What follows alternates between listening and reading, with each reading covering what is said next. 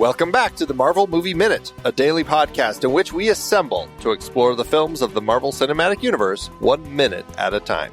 In this, our 6th season, we're looking at the Avengers. I'm Andy Nelson from the Next Reel Film Podcast. And I'm Pete Wright, and this week, Hawkeye presses L3. Today we're talking about Minute 73, which begins with Fury readying his sidearm and ends with Fury shaking his head. Back on the show from a couple weeks ago, it's the Timeline Scavengers themselves, James Anderson, Colin Parker. Hello, you two. Hello. Hey, thank you. Welcome back, Colin. Welcome back, James. And welcome back, Connor. All right, so we're coming in hot in the Wishbone Lab as there's a lot of tension right now. Basically, the start of this minute is Fury going for his gun, and then we have this moment where Steve calmly says, "Dr. Banner, put down the scepter." This is a nice little build that we've had over the last few minutes of kind of this mess of characters not knowing how to communicate with each other, building to this moment where, without even knowing it, Bruce has picked up the scepter. What do you all think of this? Just another example of Bruce's tentative grasp on the control of his own body. Like, he can't even realize that he's holding a weapon. Interesting. Okay, so that's interesting that you say that. Are you saying that you think perhaps the other guy might have been going for this? Or do you think, based on what we saw the scepter doing a few minutes ago, where it's kind of pulsating, we have that funky camera shot that kind of flips over the scepter and kind of comes up or upside down on everybody, which made it seem like, is the scepter doing something? Or in Eric Selvig's words, is the scepter behaving? I just think that Bruce rolls with disadvantage on this kind of check because of his relationship with the other guy. Like, I think that he's already sort of in a suggestible place, and so it's not a surprise that he's the one that ends up sort of succumbing to this first. Did I do good, Colin? I would agree with that. Good, yeah. Good. Because I definitely think it's definitely not at all Hulk or Banner in this moment. Like, I think that is 100% the scepter talking. I think what is interesting about this, though, is that what's fascinating about this moment is that usually, I think people have been tiptoeing around him because of the Hulk, but this is, I think, the first time where I think he has found that people are afraid of him, not afraid of him, but tentative around him because of him, which I think is a very interesting flip of the script here in this moment. Because, like, when they shift and they're kind of like, okay, right? Like, it is no longer, we're nervous that he's going to become the other guy. Because I guess since Universal still has the rights, we still have to be really careful about how many times we say it in a movie. It's like, I think that there's an interesting moment where they're like, okay, and now a guy with a brilliant mind has something that we know has control over the mind. Also, a brilliant mind being controlled by something. You know, there's a lot of interesting things there. I mean, it makes me think a little bit of, like, in Justice League, there's this, like, famous story of the Babylon Tower or Doom, depending on which version you read, or if it's an animated series, where essentially, you know, everyone has a weakness, everyone has a contingency plan, but I feel like you don't really plan for Bruce Banner. You plan for Hulk. So, like, you know, the idea of people not knowing now in this moment how they're going to de-escalate the situation, because I think everyone always has an idea and a plan until this moment, you know? That's just sort of what I'm getting at. Because even, you know, the way that Nick Fury reaches for his gun is also, to me, like, again, not necessarily being scared, but that to me feels like, okay, like, you know, just the idea of even the guy who seems like he's always ready doesn't seem ready in this moment. It's an interesting moment because I don't know what, I guess my read on it is what the filmmakers are trying to tell us is that because the scepter has this power that we've seen Loki wield where he can control other people's minds with it, there is this sense of it just being in the room here in some capacity is influencing all of their thinking right now. And we get kind of like some some handheld throughout this scene that has a little bit more shake than we're used to seeing in the film, where it really feels like they're trying to say the scepter is influencing the way that all of these people are thinking and behaving in this moment here. But I guess where I end up like landing with it is I'm not sure what I'm meant to think as far as the scepter doing this by itself, or is in some capacity Loki, even though he's not holding it, is he able to be controlling it to be doing all of this? And I'm not sure if that's what the filmmakers are intending, because it kind of feels like, well, is this why Loki wanted to be here, so that he could get onto this close proximity with Bruce and release the Hulk, which, as you know, as Natasha had figured out a little bit ago, that's why he's here. Right. I think like one of the things that we talked about last time was the idea of how soon do we kind of start thinking about the idea of the Infinity Stones in this universe. But I think that like, because we know, I mean, as people who know like the future movies, right? And we know what's in there that will become a part of another hero.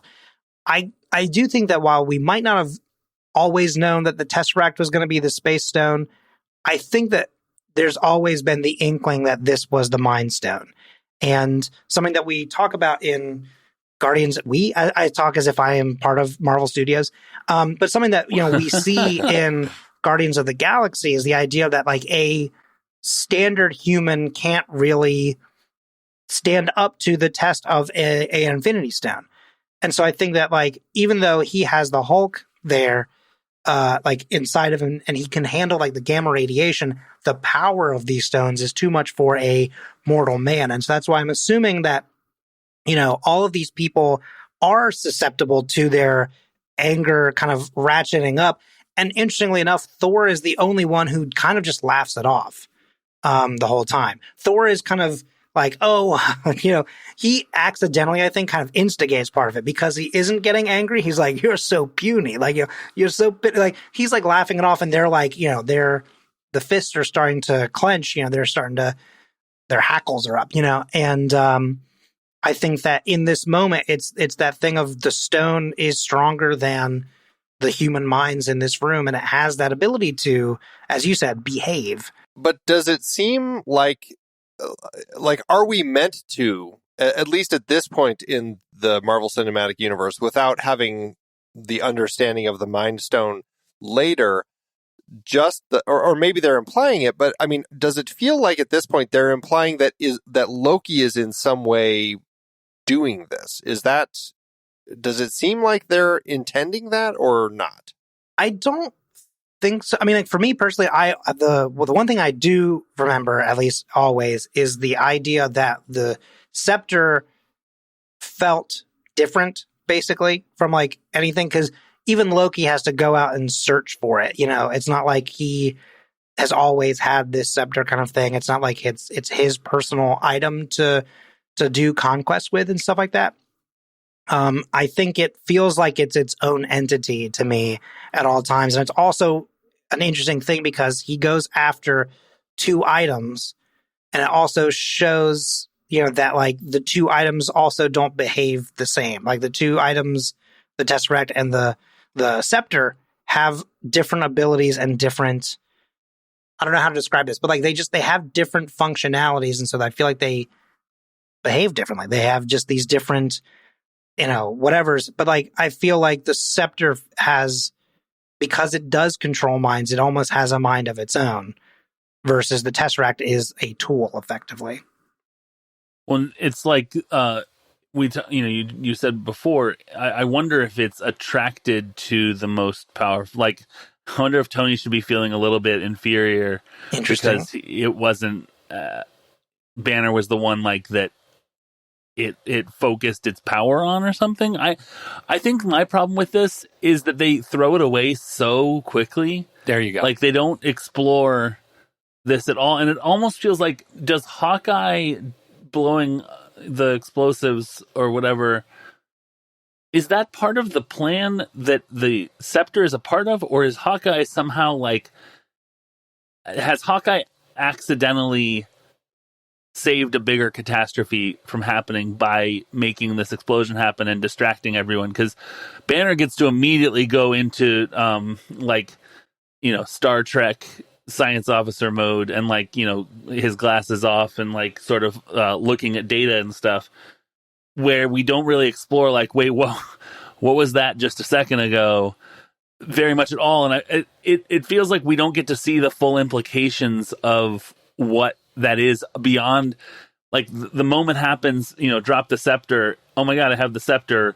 And then we're gone. We're moving on again. And I feel like I wonder if there was extra deleted stuff or something that they explored that more in a plot way or what. Yeah, I think that is exactly my problem. And as much as I like going down this road of thinking about the identity of the scepter and what it can do, the problem is I don't think the movie commits to a single thread of that. I think this is just a complete appendix. It's like scepter adjacent behavior that I'm not directed to care about at all because we move right on from it. So I don't. For all I know, the other and Thanos are controlling it because they're the ones who bequeath it to Loki in the first place. It is completely uncertain and to my eye, unknowable what behavior is being, sort of exuded in this sequence. Yeah, I think that's largely where we land is there's no way of knowing what the intentions are. It's just something that's happening. And I guess it just only makes sense later when we go, oh, okay, it was the Mind Stone. So I guess that's why everybody was acting this way. But I mean, later is years later. Oh, I know, yeah, I know. But that's what I'm saying. Only in retrospect, many films later, can we watch this and go, oh, okay, I guess that's what they were. Yes. Or I guess that's the face I think you have to have too. The face you're making, it's kind of squinty. I also think that's a lot like the comic books though too, right? Because I think something that Marvel does get right, which I think for whatever reason, I think for people who aren't maybe necessarily the comic readers, sometimes people get a little upset that we set up a larger mystery or another plot point for honestly sometimes even years down the line. But that's because they're all overarching stories that connect.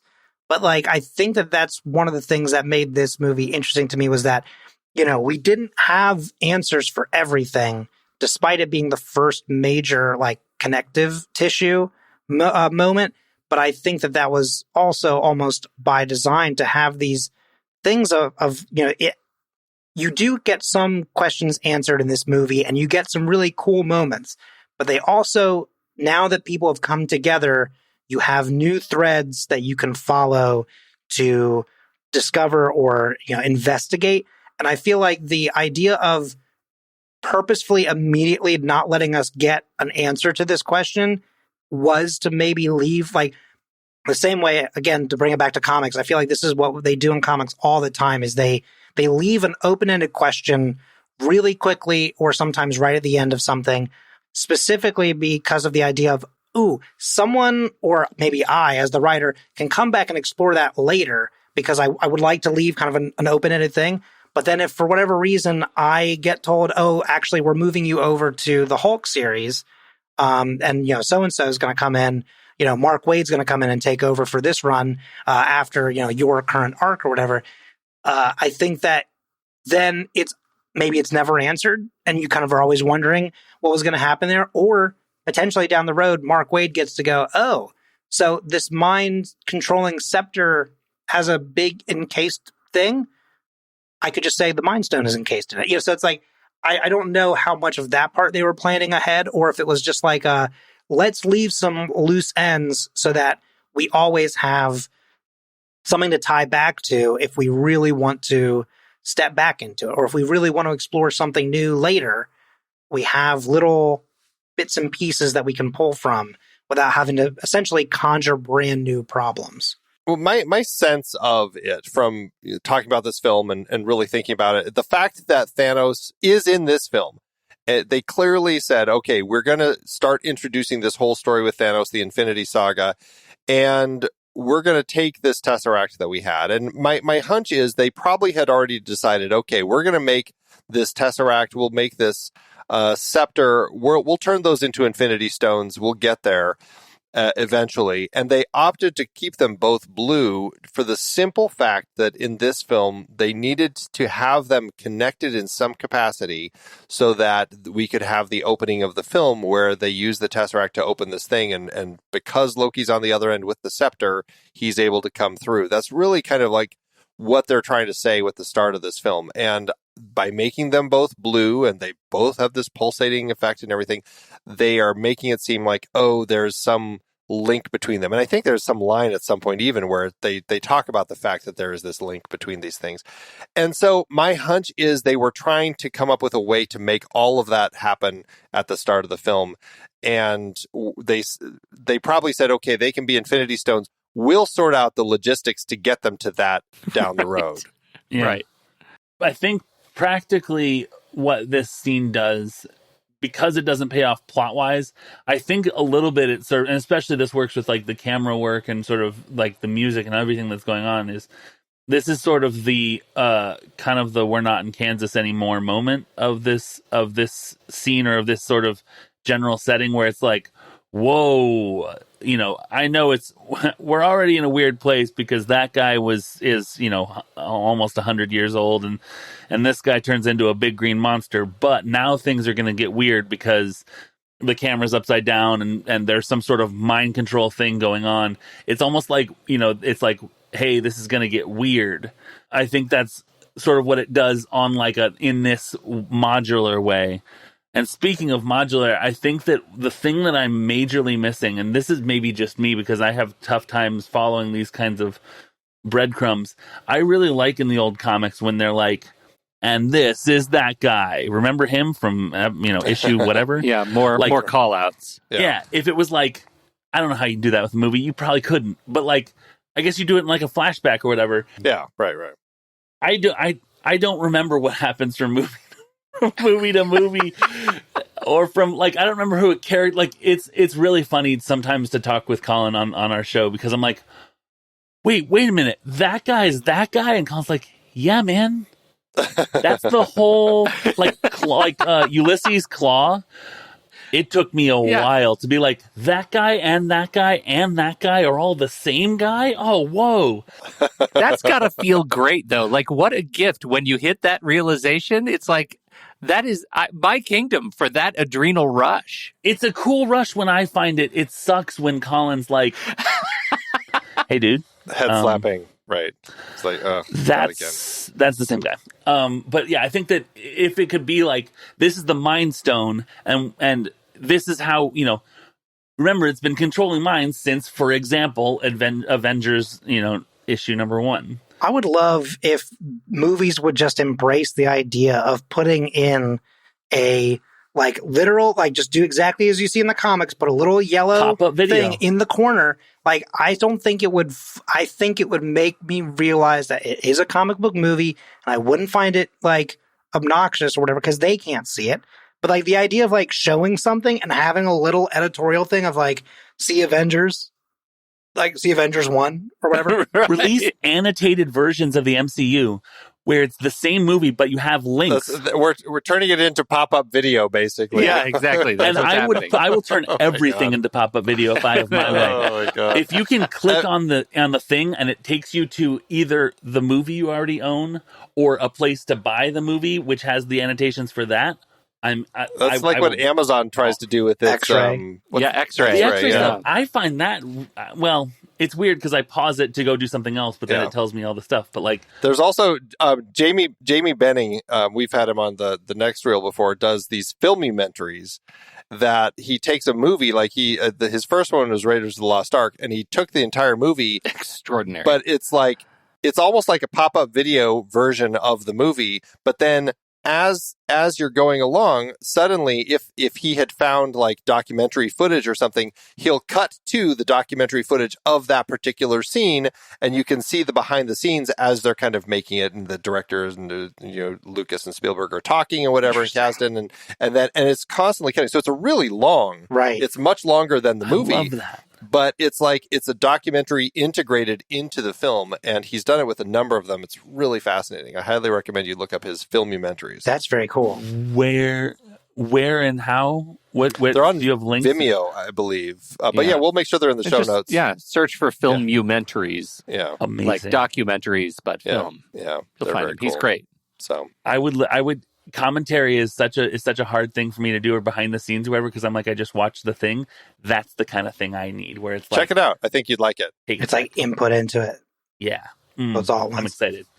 All right, I want to talk a little bit about gamma signatures. So they lock on to their gamma signature finally, and Bruce runs over to his screen. No party trick for everybody, which is fun. I just want to talk about latitude and longitude a little bit because I have some questions about what we see on the screen, because Bruce runs over to the screen to check and see what's happening. This is after everybody's kind of going through their fights and freaking out, and he looks at it and he's very freaked out. I want to talk about his line in a minute, but first I just want to go through all the different latitudes and longitudes that we see on the screen, because there are only two. The first one is the gamma signature location. We get latitude 45 degrees, 66 or 86.12 north, longitude 76 degrees, 87.32 degrees west. When I look that up, I end up somewhere northwest of Ottawa, over in the wilds of Quebec. And so I'm not exactly sure what the gamma is doing over in Canada, but it certainly is not over New York. Now, the map shows New York City. If it was Stark Tower, the latitude, longitude would be 40 degrees, 45.22 north, 77 degrees, 27.32 west. So I don't know why we're looking at Ottawa. Now, this is actually different than, we also have a latitude, longitude over on the far left of the monitor, which I'm guessing is their location of the helicarrier, which is interesting because when you plug in that latitude and longitude, you get Bermuda. And so I don't know if they're over Bermuda or over Ottawa, but regardless, I don't know why this indicator that tells us it's got a little circle, which happens to be over Williamsburg, New York, right around the Williamsburg Bridge, crossing into Lower Manhattan. None of this lines up. And I don't know if this is just production designers just throwing things in there because it's kind of, they thought it'd be fun. Oh, let's make it Bermuda. Let's do something funny. But none of it actually lines up at all with what they're looking at on the screen. So I feel like, do we need to ask the question, what makes Bermuda funny? Oh, because I know what makes Ottawa funny. Ottawa's just a funny sure, damn place. But Bermuda? I think that's what the Canadians all say too. Right, yeah. Why Ottawa? No, so what I will say is that Ottawa, like the rest of Canada, but funny. Bermuda thing, I feel like could just be the idea of when they first start, they're over the ocean and they're over the water, which is also one of the concerns about if they have to put the Hulk in the container and then dump him. It's just it's just in the ocean, right? Bermuda Triangle. Oh yeah, and he's lost forever. And that's how he ends up on Sakar originally. He ends up in Ottawa. Oh yeah, it's like Clue, but with Canada and Bermuda. You can go right. Bermuda.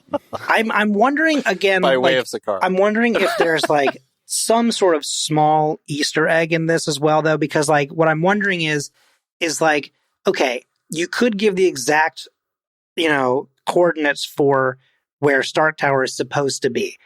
Again, if you're a huge, I don't want to call any of us nerds necessarily, even though I think nerds are cool, or at least some can be. I think that we can also easily just look up the real latitude and longitude like you did already. But I also wonder if maybe Ottawa has a VFX company and they were the ones in charge of doing it. So they put one of the locations as where they are, and they're like, oh, this will be fun. It wouldn't be where they are because, like I said, it's northwest of Ottawa, but it is way up in the wilds of Quebec. Okay, gotcha. It is not exactly close to where people live. Maybe somebody has a cabin there. That would be the sort of living flight Easter that egg. People would be doing. Yeah, there you go. It's pretty peculiar.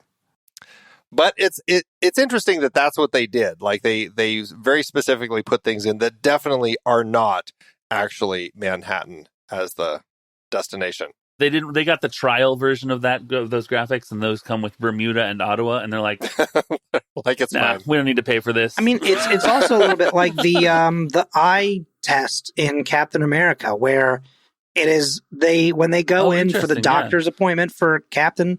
I don't know why I said it fully like that instead of Cap. When Steve first goes in, like they show like an eye exam, and it's not the American standard version, but it was like very clearly they just pulled a set piece. Like I kind of wonder if it's that sort of situation. You know, they literally just took. I mean, it could straight up just be that they needed something that was on the screen, and they took the numbers straight up from a previous project, dumped it in, and changed the photo. Okay, but I know that I know you're not making the point that I'm about to refute, but I just really need to make it very clear. Those eye charts are interchangeable because they do the same thing and whatever, but maps aren't interchangeable. Well, how do we? Here's the interesting question for you though. How do we know that in this world they're not different? All right, the maps. All right, the maps. Yeah, so the latitude and longitude on this Earth. You're right. May not line up. They're actually aligned to magnetic east. It's not our universe. Howard Stark. Yeah. Wow. There's Starkitude and Stongitude. So if I take the Bermuda latitude longitude and I adjust it to be Manhattan, where would the other one line up? Or no, I take the gamma one, and put that over Manhattan. That would tell me theoretically where the helicarrier is. I like thinking that they're actually hovering over Bermuda. I just think that's funny that Fury decided, you know what? Because where does Thor land? You know, he lands on like an island somewhere. It's Ottawa. It's actually the wilds of Ottawa. Because he goes through the secret passage. Yes. Right. Yeah, exactly. To the conservatory. All right. So I have a question about the line here, though. I want to talk about this line because Bruce, when he runs up to the computer and he looks at what's going on here, his response is, "Oh my God." And Thor's like, "Yes."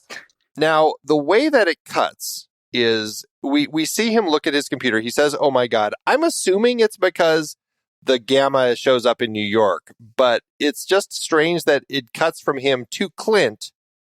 And, you know, we've seen kind of Clint in action as far as what he and his team are doing, and he's got his arrow planted and everything. But I don't know, is there any sense that we're meant to think that somehow he's reading the fact that Clint is outside, or no, we're not reading that? It's just the fact that it's New York. No, I think it's the fact that they found a gamma radiation location where they are. Over Bermuda? Yeah, exactly. Yeah, no, because I think that if they're tracking it thinking that they're going to find the Tesseract, and like he sees that it's in New York, but then also sees exactly where they are is also tracked. I think the idea of him going, wait a minute, because like he sees that the scepter is also being tracked by this system. Like, oh my God. And just like what you're saying earlier about what is the meaning of the scepter, they get interrupted. So before he can even reveal there is something connecting these two, you get that interruption and you don't get that thing. Have they teared for him? Like they surely have adjusted for the baseline of the whole of I would think. I mean, the gamma monster that's on the helicarrier. Yeah, I would assume that they've taken that into account. Taken friendly prints. I love the idea because this is how I do science, where it's like, oh my God, there's a gamma signature coming from right where I'm. Oh, crap. It's coming from inside the ship. It's coming from inside the ship. All right, hold on. Let me. I need to do something real quick. It's just Independence Day. Flip the thing over. Some idiot just. Right. I don't know how this would work practically, but they're with Clint and like the shield stuff and whatever. The Ottawa and Bermuda stuff almost gives you like in those like spy movies where it's like they're tracing the call and we're like routing it through all these satellites and whatever. Mm-hmm. It gives me that same thing. That'd be really complicated if they're routing their latitude, longitude as well. Like, okay, well, we got to trace to see exactly where we are. Through the gamma signature. I like that, like, Clint is, like, teleporting around to, like, throw them off. But none of that makes sense. But that's sort of the thing it gets me is, like, or it sort of reminds me of is, like, these random, like, locations. Well, we know that can't be. Oh, my God, it's here. Reveal sort of deal. But it's weird that, yeah. It's a strange reveal the way, I don't know, maybe it's just because the way he says it and then we instantly cut to Clint. Like, it just seems like, was there some connection between the two? Like, I want to have a better sense as to why he's saying that other than... Ottawa, Bermuda, Hawkeye. Where Colin and I are in recording, we're in the middle of this season 7 of Agents of S.H.I.E.L.D., where they've been doing all season long these sort of genre pastiche sort of deals, episode to episode. It feels like when Clint hits the button and the explosion happens, it if you will, rockets them into like Star Trek the motion picture, like falling all over the ship, like sort of ridiculous, like 60s TV sci-fi that this like science officer, oh my God, I can't believe whatever. Then they're rocked and everyone falls over. All feels very genre-y, and it makes me want to discount any sort of the stuff like we were talking about before, where it's like, don't you see that this moving forward and this was an Easter egg? It turns into like, this is literally the cheapest budget thing we could do because we're doing this genre pastiche in the middle of this movie. And then they immediately kill the purple shirt. I got you. Right, exactly. And that's it's funny that you say that, because that's definitely one of my notes, is like, how convenient, like that there's this, so Clint, he shot his arrow, it's over on engine 3, which is what he blows up. The Wishbone Lab is like the bottom back center of the ship, and because engine 3 blows up, there's a fireball that erupts from the center of the floor in the lab and throws them all back. I was like, why is this the way that this plays? Like, it didn't make any sense at all as I was watching this. I'm like, there's a fireball coming out of the middle of the floor. When does that happen? That's like a safety precaution. Anything that happens, it just blows the lab. Just like, oh no. Just in case. I also think, though, that this is also a classic case of like, we can look up the blueprints. We can figure out where everything is, right? Sure. But I think your average moviegoer isn't really looking at all those details. So you say the ship took damage, something's going to spark, which, I mean, happens kind of like you said in Star Trek. This is before the details. Like they would hit like the back end of it and the cockpit's like, and you're like, whoa. Yeah. And we've been trained from, Star Trek was mentioned. The fact that when the ship gets hit, this is the sort of thing that always happens where our heroes are, right? Mm-hmm. This is exactly the way that any of this science fiction fantasy works. It's just, you have to put the explosion where our heroes are so that it propels them into action. And I know it doesn't make sense, but I think it's what feels more actionable and more interesting always. Because imagine this, right? I want to run you through 2 quick, very small scenarios. Okay? So imagine you're watching this scene exactly, right? They're going, oh, you don't get to see my party trick. And he looks at the numbers and he goes, oh my God. Kaboom. Oh, pandemonium. We don't get the answer. Here comes the action. Here comes the fight, right? That's option 1, the one that we get in the movie. Here's option 2. You don't get a party trick. Beep, beep, beep. Oh my God. What is it? You're not going to believe this. There are 2 gamma radiation signals. Well, what does that mean? Well, there's one in New York and there's also one right here. Well, what does that mean? Well, it could mean that it's either tracking me or maybe this thing, they're somehow linked. That's wild. Anyway, I'm going to go back to the cockpit and make a call. And as he's walking back, kaboom. Oh, whoops, what happened? Now we're all separate in different places. It doesn't make sense. It's boring. You're right. It would be better. It would not. No. Because there's no action. There's no like tense, like you're thinking, you hear, oh my God. So you're waiting for that answer. You're waiting for, you have that anticipation, but it's always that thing of while they're solving this problem, there's another one brewing. And so that's where, you get your conflict and everything, This movie should have been 3 hours long. An endgame situation, yeah. Obviously, that's how movies are made. They build to these moments where you're left with this cliffhanger of a line like, oh my God, we're not going to get the answer. We kind of get an idea. I mean, obviously, no audience member, maybe some, but very few audience members are reading the latitude, longitude going, that's Ottawa, or that's, up in Quebec. Most people are looking at the little red circle saying, oh, New York City. And that's kind of where the audience goes, and they just are along for the ride. And all of those little things aside, they're just like, oh, okay, something's happening. It looks like New York. Oh, but no one else is going to know because now there's an explosion, and now we're into the next thing, and action, excitement. And that's how movies are made. And that's why it's put together this way. As much as I love these movies and stuff like that, and like I love doing the deep dives, if I was watching a movie, right, and finding out these like fun little, like, not necessarily mistakes, but maybe they are mistakes, goofs, whatever.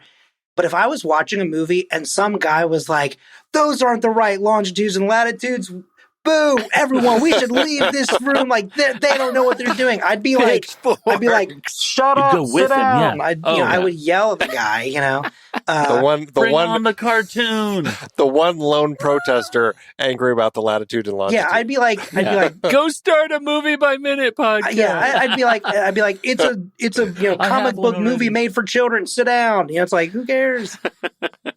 Oh, wow. I'm seeing a different side of you, Colin, and we're going to have to maybe have like a meeting or two after I don't know what that means.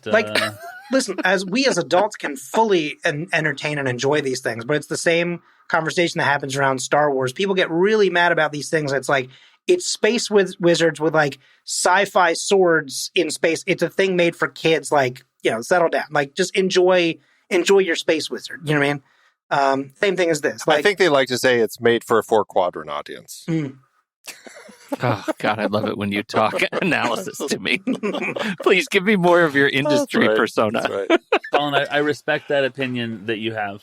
You don't agree with it. Interesting. And I think that details are what make the thing. But I respect your no need for details. You just want more explosions. No, I think that the really, really small details, I think, are fun and interesting, but I think that's not the thing that you're drawn to when you're watching the movie. Well, and I think to your point, I think there are certain types of movies where the filmmakers are going to do everything in their power to make all the details as accurate as possible, right? Right. I don't think that this is necessarily one of those films. I think the filmmakers are obviously having a good time. They're allowing these sorts of things to get by because they're like, it's not, if people are paying attention to that, then we're not doing our job. Right. And these things made a lot of money. So people weren't paying attention to the latitude and longitude. People weren't as worried about these sorts of little things because that's not the main crux of what we're focusing on here. So I think that the filmmakers for this film aren't Ridley Scott. They're not making Apollo 13. They're not doing something that, you want these details to be very specific. And so I think that allows it to kind of, be a little looser in the way that it's put together. And we complain a lot about all these details over the course of this show. And Pete hates the fact that we're doing a Movies by Minutes podcast about this because we're complaining about everything. When in reality, when you watch the movie, it just flows over you and you're not paying attention to any of this stuff. Well, it totally does. Look, Andy, we figured out that the helicarrier cannot exist without having engines that are each the size of another helicarrier. Exactly. That's a thing. Like, we're complaining about a thing that does not exist, and yet I still get deep, deep joy out of it. Like, it's super fun to let it wash over, and it's okay. It's okay. Yeah, right. Yeah. It's right. That's what it's for. And James just alluded to it, but I will say that like one thing that I truly love about our process is that anytime there's something that is unexplained scientifically, or, for example, showing a song in a year where it hadn't actually come out yet, like it doesn't come out for another 2 years, but they just needed something that sounded like it was from the 70s or whatever.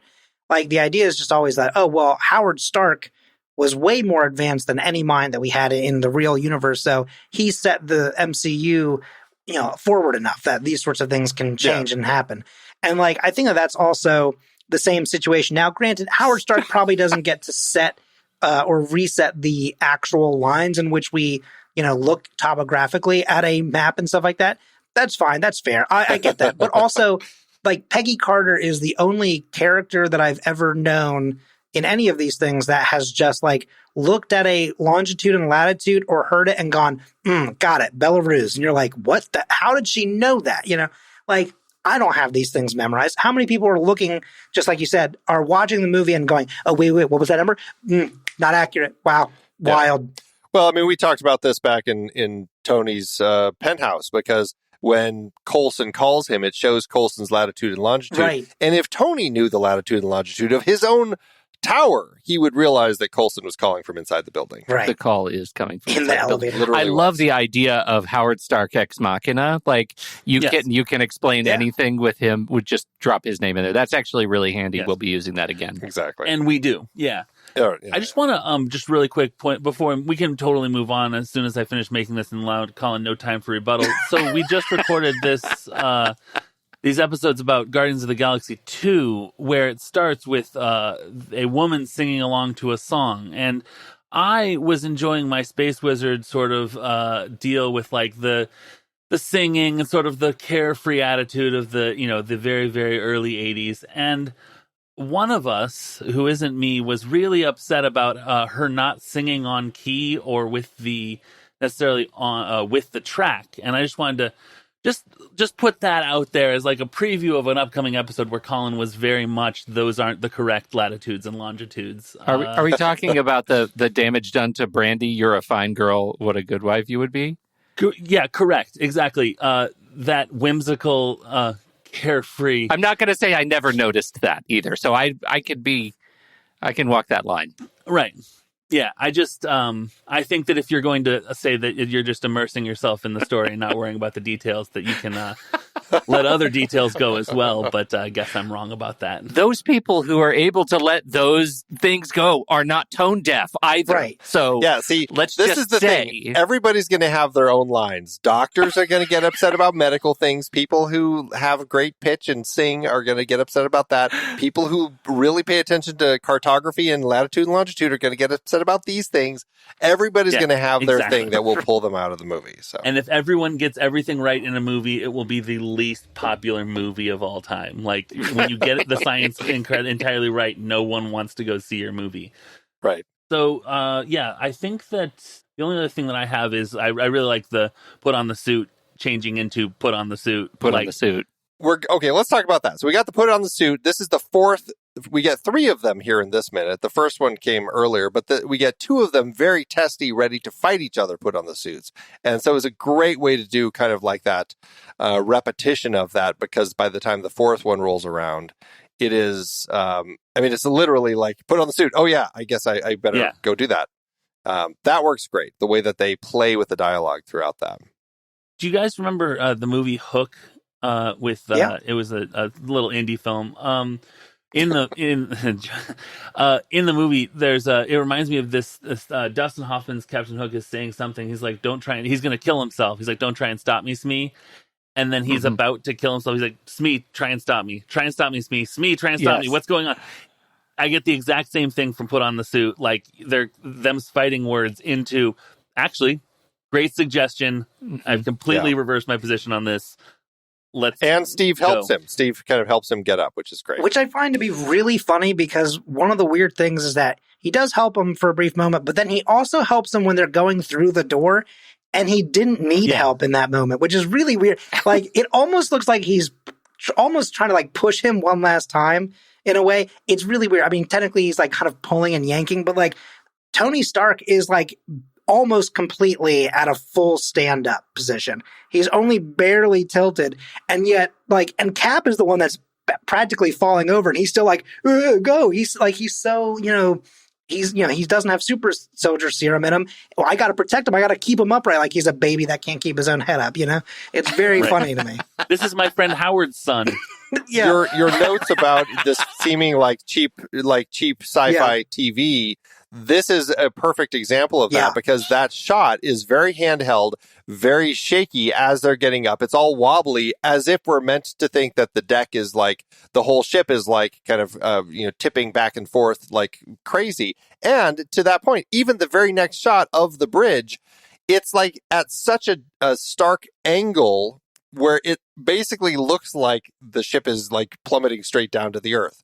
And I mean, everyone's walking and everything, but clearly they're giving us a shot at an angle that you normally don't see, because nobody looks like they'd be able to stand if the ship was facing that way. So it's interesting that they're now really playing with all of that stuff and giving us these angles and everything that are making us feel like things are happening. It does make me think of wrestling, right? Because to me, like the angle that they do in that moment is part of the sell. Because I think that if you had, like, it is a lot to me like watching theater, right? Like, I enjoy going to see shows like plays and stuff like that, right? But like, no matter how good someone is at acting, when you have a completely flat stage and nothing changes, and suddenly everyone's going, whoa, you're like, as if like something has, rocked the thing, and like they're acting in that way. I'm always like, okay, like it's I don't know what it is. Like, I get also that you're trying to project basically to the person who's in the back seat so they can also get it. But there's this moment where you kind of are like, I feel like that kind of is the only thing when I'm watching stuff that kind of takes me out of it because it is so exaggerated. Right. But like, it makes me think of, when you're doing wrestling moves, like someone barely hits you kind of thing, but you have to sell that, as if it's a big hit. It's the same thing here. You can't be like whack-a-doodle, like, whoa, with your voice. You have to kind of look like you're falling. But then again, if you tilt the camera a little bit, it helps it look like you're really struggling without having to overdo it in a way that seems campy, I think. Shatnerian. Mm-hmm. It works. I mean, we're getting a lot of this sort of stuff. I mean, we get, just to kind of set up where everybody is, we see when this explosion happens, this is the point when Natasha and Bruce are blown out of the window. They land on that lower platform that we conveniently saw a few minutes ago. So we know where they are. And everybody else is kind of still in the Wishbone lab, but then we see that Steve and Tony kind of run out. And we see troops grabbing guns. We see people getting ready for all this. Plus, we know that Clint, it's interesting, Pete, your start of this minute, you call out the way that he activates his arrow. He's got buttons on his grip on his bow, which is, I believe this is the first time we've actually seen them and see how that he operates them. So we're getting this setup of all of these different pieces, coming into action now. And so, I don't know, it's interesting to see what they're doing and how they're setting all of this up. So it'll be interesting to see kind of like, how this whole attack continues as we continue talking about it. Yeah.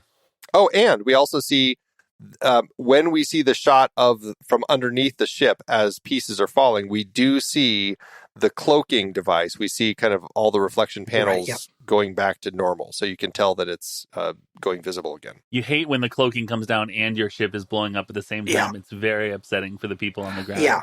Very inconvenient. Exactly. I mean, it's just too many things at one point. It's overstimulation. Yeah. You're like, what? It's overwhelming. Well, what's worse, though? I pose this to you. A cloaked ship blowing up and you can't see it, and a falling invisible piece crashes on your house. Or a cloaked ship blowing up. It appears as it's blowing up, and you see that a piece is falling to your house, and you have time to get away. I think, though, that, like, you could have the piece fall off, and that be the thing that uncloaks versus, like, the rest of the ship. Because, like, if I'm suddenly like, oh, I can see something smoking, and I see something falling from the sky, you're just kind of like, okay, avoid that, right? But this also, is the plot to Chicken Little, right? I believe so, yeah. But it's like seeing that and the full ship, because we won't get the hexagons in the sky until a few movies down the road. Because, like, when you're looking at it and you're like, okay, that's wild, I got to get out of here. But then if you're like, that's wild, and that's what am I more concerned about? Now you have too many things happening at once. I feel like that's just it's a little buck wild. But it's also the same thing as like the moment of like the Wishbone lab getting hit, right?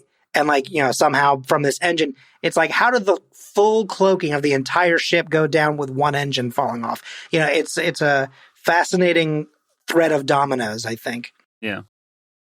Well, this is where our minute ends. We have Fury sitting up, shaking his head, and trying to figure out what the hell is going on since, Tony and Steve are gone, Natasha and Bruce are gone. It's just him and Thor left in the room. So I imagine he gets up and is like, where did everybody go? Speaking of like a wrestling sort of that head shake is a very like, where over exaggerated. Like, yeah, exactly. Again, it's trying to sell the. I just got thrown into the front row of chairs. Right. And if I may, it does need to be a huge note. I just wanted to point out that this is the first time that we've been on for this movie where we've seen Thor, and I love the suit in this one, actually. The sleeveless? I don't see anything not other than his non-facial hair. I can't get past it. Yeah, like, that is a little weird. Can't get past non-facial hair. Yeah, because he starts having at least like a thin beard from now on, basically. But like, and it is weird. The babyface he has Thor. like what I have. the babyface Thor was an odd time. And also, Thor with no eyebrows was even worse. They fixed that. The Matt Smithifying. There's just a real roller coaster of eyebrow trauma. Clint's heel turn. Exactly. Yeah. But no, I really like that suit because it's like it's a good practical suit. I do like the Infinity War outfit as well. I feel like those are the only two that I guess technically Ragnarok as well. Actually, I've just realized. But there's he has 7 suits that we've seen so far, and I've only really liked a couple of them. Sometimes even when they are practical, there are times where they look so fake, and they're not even CGI'd. And I go, that doesn't seem right.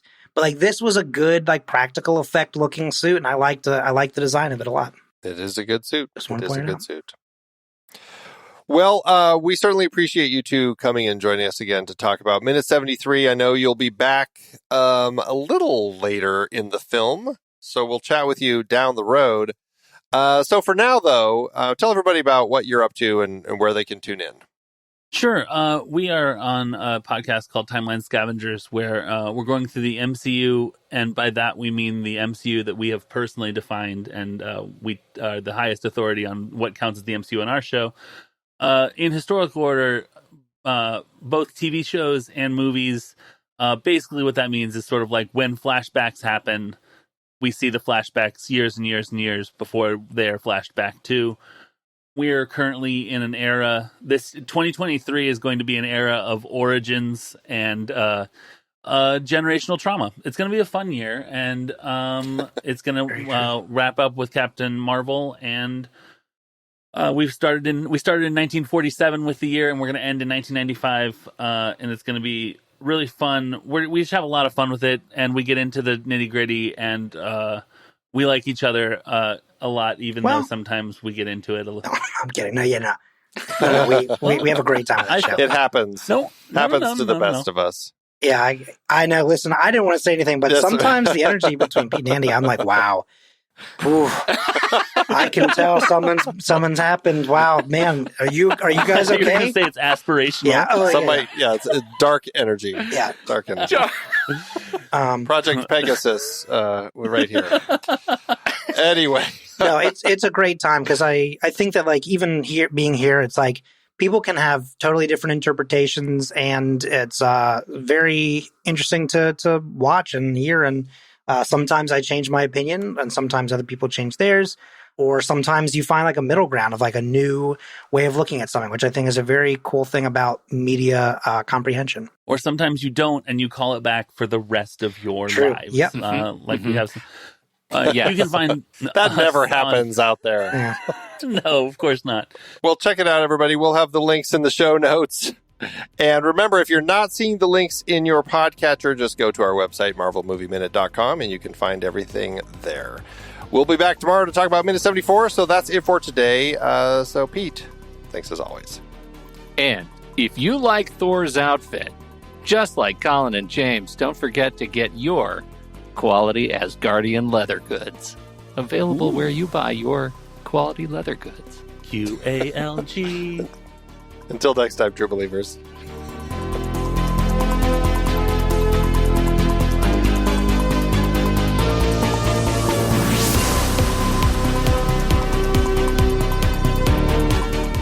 Marvel Movie Minute is a production of True Story FM, engineering by Andy Nelson. This season's music is Message to the World by Anthony Vega, and this season's show art is by Winston Yabo. Find the show at truestory.fm. If your podcast app allows ratings and reviews, please consider doing that for our show.